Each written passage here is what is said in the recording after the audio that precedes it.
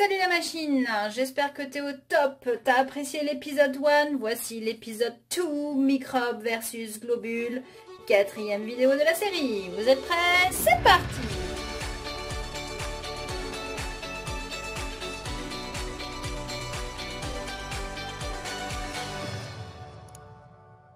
On a vu dans la vidéo précédente qu'il y avait au moment d'une blessure une réaction inflammatoire qui se mettait en place avec apport de sang, sortie du plasma ou sérum au niveau des tissus, sortie des globules blancs qui vont devenir des phagocytes, qui vont manger les bactéries et que c'était une réaction non spécifique. C'est-à-dire que cette réaction, elle fonctionne pour n'importe quel type de bactérie.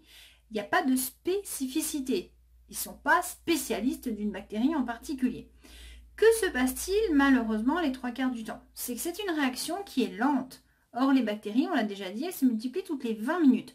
Donc il peut arriver un moment où les phagocytes sont débordés. Ils ne sont pas assez nombreux pour se débarrasser des bactéries. Et là, il va falloir que notre deuxième armée se mette en route. Parce que finalement, qu'est-ce qu'on a là? Des cellules sentinelles, c'est tout ce que c'est. Imaginez votre corps comme un château fort. Votre peau et les tissus qui sont dessous, c'est les remparts. Sur les remparts, il y a toujours un chemin de garde avec des vigiles, des sentinelles. Les sentinelles font ce qu'elles peuvent, mais s'il y a trop d'ennemis, qu'est-ce qu'elles font? Elles crient au secours. Elles appellent les soldats qui sont dans les casernes à l'intérieur. Et c'est ce qui va se passer dans cette vidéo. On va faire appel à des soldats spécialisés pour détruire les bactéries spécifiquement dangereuses. Et comme dans toute armée, nous avons deux catégories de combattants. Les combattants à distance, les archers, et les combattants du corps à corps, les épéistes. Alors ces deux sortes de combattants, quels sont-ils? Parce qu'au final, je vous rappelle qu'on a dit que dans le sang, il y a les globules rouges, les globules blancs, les plaquettes. On a dit que ce sont les globules blancs qui interviennent dans la défense contre les étrangers. On a dit que lors de la réaction inflammatoire, certains globules blancs, appelés phagocytes, étaient capables de manger les ennemis. Et donc maintenant, ça veut dire que dans les globules blancs, il y a d'autres catégories de soldats. Donc en fait, globules blancs, ça veut dire soldats, et que dans les soldats, nous avons donc les phagocytes qui mangent, des combattants du corps à corps et des combattants à distance. Alors, ces combattants-là, corps à corps à distance, c'est ce qu'on appelle des lymphocytes. Et donc, parmi les lymphocytes, nous avons les lymphocytes qui combattent à distance. Ce sont les lymphocytes, alors on met un grand L, B. Et ceux qui pratiquent le combat en corps à corps, ce sont les lymphocytes T. On va voir tout de suite deux expériences qui mettent en évidence la présence de ces deux catégories de combattants. Première expérience qui met en évidence des molécules de défense dans le plasma, c'est-à-dire finalement des flèches qui vont se déplacer pour tuer spécifiquement des microbes. Alors, première expérience, on prend une souris, on fait une injection de bacilles diphtériques, c'est-à-dire des bactéries responsables d'une maladie appelée la diphtérie, et on constate que la plupart des animaux meurent de la diphtérie, quelques-uns survivent. Quelques-uns, ils ont réussi à s'en défendre. Deuxième expérience, on injecte du sérum d'un animal guéri de la diphtérie. Donc parmi ceux qui ont survécu, on en prend un qui a survécu, on récupère son sang, on filtre, on enlève les globules rouges, etc. On prend que le liquide de base qu'on appelle le sérum et on l'injecte à une autre souris qui ne connaît pas la maladie. Une fois qu'on a fait l'injection, on est un petit peu sadique, on lui injecte des bacilles diphtériques en pleine forme. Et on se dit qu'en théorie, si c'est comme celle-là, elle va mourir. Oui, mais on lui a donné du liquide de base du sang d'une souris qui a guéri. Et il se trouve qu'aucune souris n'est malade. On continue les investigations. Cette fois, on prend du sérum d'un animal n'ayant jamais eu la diphtérie. On lui injecte des bacilles diphtériques. Et là, elle crève. Donc, globalement, est-ce que c'est le sérum qui guérit? Ou est-ce qu'il y avait quelque chose dans le sérum des souris qui avaient guéri de la diphtérie?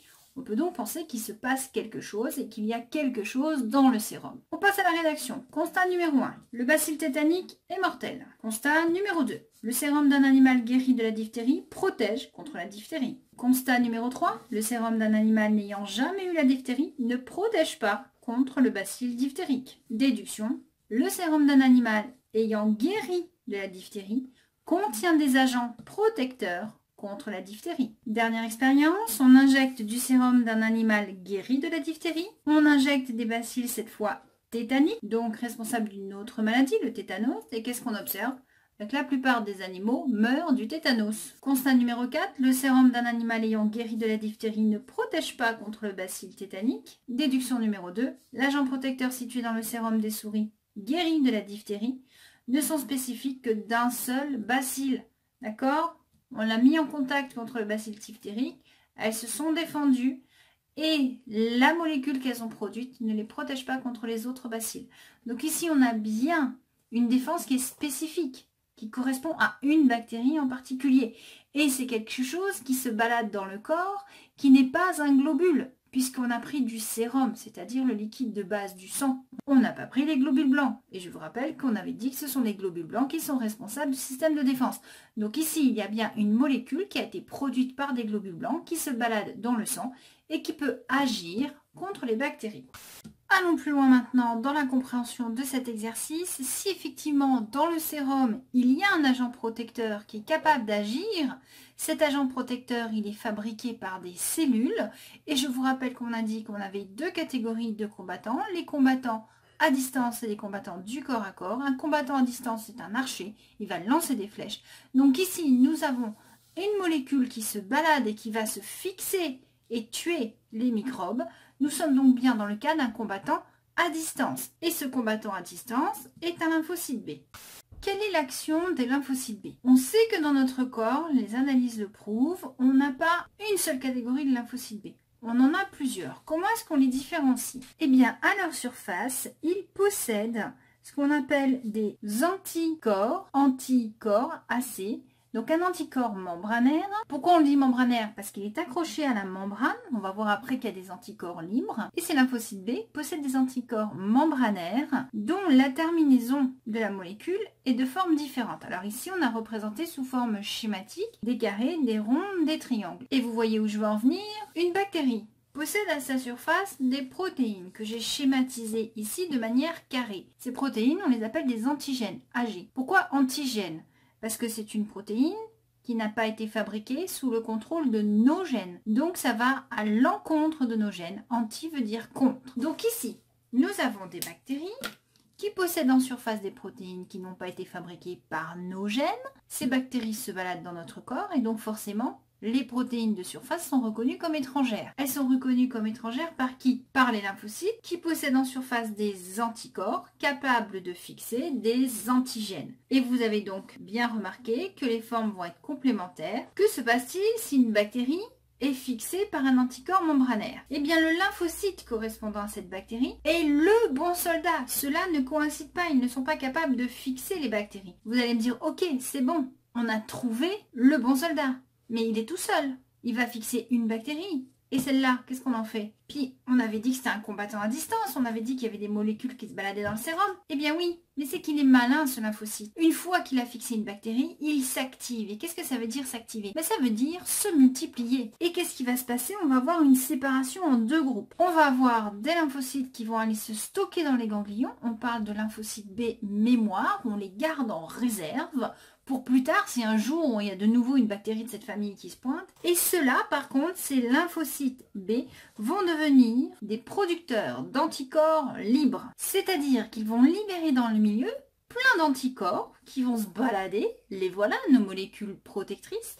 Et ces anticorps vont venir se fixer sur les bactéries. Et en se fixant, ils vont bloquer. Les bactéries vont les empêcher de se déplacer. Elles ne peuvent plus se multiplier. On a donc ici ce qu'on appelle un complexe antigène-anticorps. Et il va donc falloir s'en débarrasser. Et c'est là qu'interviennent nos phagocytes, les fameux bouffetous. Ils vont venir manger ce complexe antigène-anticorps. Alors, ces fameux anticorps libres, moi je les appelle des missiles immobilisants à tête chercheuse. Bah ouais, c'est des missiles, ils sont lancés. Ils ont des têtes chercheuses qui cherchent la protéine correspondante et ils immobilisent la bactérie. C'est facile de s'en souvenir. On récapitule. Les lymphocytes produisent à leur surface. Quels lymphocytes? Les lymphocytes B.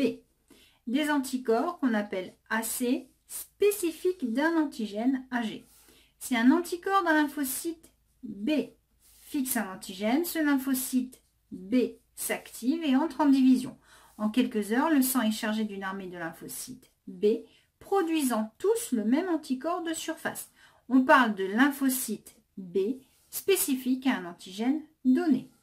Une partie des lymphocytes B spécifiques se met à produire et à libérer dans le sang un très grand nombre d'anticorps correspondant à l'antigène pour le neutraliser. Ce complexe anticorps-antigène ou antigène-anticorps est digérée par les phagocytes du sang. L'autre partie des lymphocytes B se spécialise en lymphocytes mémoire qui seront stockés et réutilisés en cas de nouvelle infection. Si on prend un graphique qui nous montre l'évolution du taux d'anticorps au cours de la vie d'un individu et spécialement d'un bébé, on remarque qu'avant la naissance, le taux d'anticorps augmente. Alors, on peut se demander comment est-ce que ça se fait qu'on ait des anticorps qui sont produits alors que le bébé est dans le ventre de sa maman? Parce qu'en fait, ce ne sont pas les anticorps produits par le bébé, mais ce sont les anticorps donnés par la maman à travers le placenta. Donc le bébé va naître avec un certain stock d'anticorps et après la naissance, il va progressivement perdre ses anticorps. Par contre, ces anticorps-là, alors on dit souvent aux mamans, il faut allaiter le plus longtemps possible parce que dans le lait, il y a les anticorps de la maman. Donc ça permet d'éviter une chute trop brutale. Si vous passez au biberon dès la naissance, la courbe elle va faire fiou comme ça. Donc le taux d'anticorps donné par la mère va progressivement être détruit car ce sont des protéines étrangères au bébé. Ces protéines anticorps n'ont pas été fabriquées sous le contrôle de ses propres gènes mais par ceux de sa mère. Donc ce sont des protéines étrangères qui vont de toute façon être éliminées. Ce qui veut dire qu'il faut que le bébé fabrique ses propres anticorps. Et nous avons donc ici la production d'anticorps par l'enfant par ses propres globules blancs. Donc c'est pour ça qu'on demande aux mamans d'allaiter au moins jusqu'à 5-6 mois, le temps que le bébé fabrique ses anticorps pour se protéger des microbes. Voici une autre expérience que l'on va interpréter. Donc on nous dit le bacille de Koch, c'est la bactérie responsable de la tuberculose. Et contrairement à beaucoup de bactéries, ce bacille ne reste pas dans le sang ou les liquides de l'organisme, mais il pénètre à l'intérieur des cellules, du poumon, des os, etc. Et il s'y multiplie. Les expériences représentées ci-contre permettent de découvrir le moyen de défense utilisé par l'organisme contre ce bacille. Alors, typiquement, sujet de brevet, vous avez donc une expérience, des questions, on va essayer de comprendre avant ce que nous montre l'expérience et on verra ensuite les questions. On a une souris A, guérie de la tuberculose. Bon. Elle, c'est important. Si cette souris a guéri de la tuberculose, on peut donc penser en toute logique qu'elle a produit des anticorps dirigés contre les bactéries responsables de la tuberculose, c'est-à-dire le fameux bacille de Koch. Si on récupère son sérum, il devrait y avoir dedans des anticorps. Si on l'injecte à une autre souris et qu'on injecte ensuite le bacille de Koch, en numéro 2, injection de bacille de Koch, on peut supposer que la souris va rester vivante. Or, il se trouve que la souris meurt. Ce qui veut dire que dans le sérum, il y a peut-être des anticorps, mais ils ne semblent pas efficaces contre la bactérie. Si on fait une autre expérience, cette fois on prélève les lymphocytes, et non pas le sérum, c'est-à-dire que cette fois on prélève les globules blancs. On fait donc une injection de bacille de Koch en numéro 3, on injecte les lymphocytes de la souris, de celle-là, et il se trouve qu'elle, elle survit. Qu'est-ce qu'on en déduit? Qui est actif ici? Les anticorps qui se baladent dans le sérum ou les lymphocytes eux-mêmes? Eh bien ce sont les lymphocytes eux-mêmes. Voilà ce qu'on a compris du document. Allons voir maintenant les questions et voyons si nous pouvons répondre aux questions. Petit 1. Quels sont les deux prélèvements effectués sur la souris A immunisée contre le bacille de Koch? Réponse, on prélève du sérum, liquide de base du sang sans cellules, ou des lymphocytes. Tac, tac. Sérum, lymphocytes. Question numéro 2. Que contient normalement le sérum de la souris immunisée contre le bacille tuberculeux? Oh, bah c'est facile, on l'a dit. Des anticorps. La souris immunisée contre le bacille de Koch devrait posséder des anticorps anti-bacille de Koch dans son sang et donc dans son sérum. Quelle hypothèse proposez-vous pour expliquer la mort de la souris B? On continue notre raisonnement. Souris B. On résume, reçoit du sérum A, des bacilles de Koch, elle devrait survivre. Or, elle meurt. On en conclut que les sérums A ne protègent pas contre le bacille de Koch. On a donc un problème. Et on va fouiller dans le texte. Qu'est-ce que le texte nous dit? Que le bacille pénètre à l'intérieur des cellules. Donc finalement, il va se planquer dans les cellules. Vous croyez que les anticorps peuvent fonctionner? On sait que les anticorps circulent dans le sang et se fixent sur des antigènes situés sur des cellules. Or, on a dit que les bacilles se cachent à l'intérieur des cellules. On en déduit que les bactéries cachées dans les cellules ne sont pas atteintes par les anticorps. Comment expliquez-vous la survie de la souris C? Pour répondre, vous devez mettre en relation le moyen de défense immunitaire utilisé contre le bacille de Koch et la localisation de ce bacille dans l'organisme. Qu'est-ce qu'on a dit? Que la souris C reçoit du bacille de Koch et des lymphocytes de la souris A et qu'elle survit. Or, on sait que le bacille se cache à l'intérieur des cellules. On en déduit que certains lymphocytes sont capables de tuer les cellules infectées par le bacille de Koch. Et c'est ce qu'on appelle le baiser de la mort. Alors le voici, ce fameux baiser de la mort vu au microscope électronique. Vous avez ici un lymphocyte T que l'on dit cytotoxique. cytotoxique, c'est-à-dire toxique cyto pour les cellules. Vous voyez qu'il vient se coller contre une cellule dite cellule cible qui doit être détruite. Et à la suite de ce contact, nous avons la cellule cible qui est totalement en train de se détruire. En fait, le lymphocyte T cytotoxique va déclencher chez la cellule cible infectée le signal du suicide. Et cette cellule va se suicider, tout simplement. Elle va se tuer elle-même. Donc forcément, on va se retrouver avec des débris de cellules. Il va falloir donc les éliminer, ces débris. Et là, vous devinez encore une fois qui est-ce qui va intervenir? Eh ben oui, ça encore bouffe tout. Il va venir bouffer les débris. On récapitule. Certains lymphocytes, les T, sont appelés lymphocytes tueurs. T, tueurs, c'est facile à retenir. Car ils se collent à la cellule étrangère ou contaminée. Donc ça peut être une cellule étrangère qui rentre, par exemple, quand on fait une greffe. Quand on vous greffe un cœur, un foie qui n'est pas à vous, ben c'est les lymphocytes T qui vont s'en occuper. C'est pour ça qu'on parle de rejet de greffe. Parce que le corps rejette la greffe. Bref, donc ces lymphocytes T vont se coller à la cellule étrangère ou contaminée, lui injectent une toxine qui la fait éclater.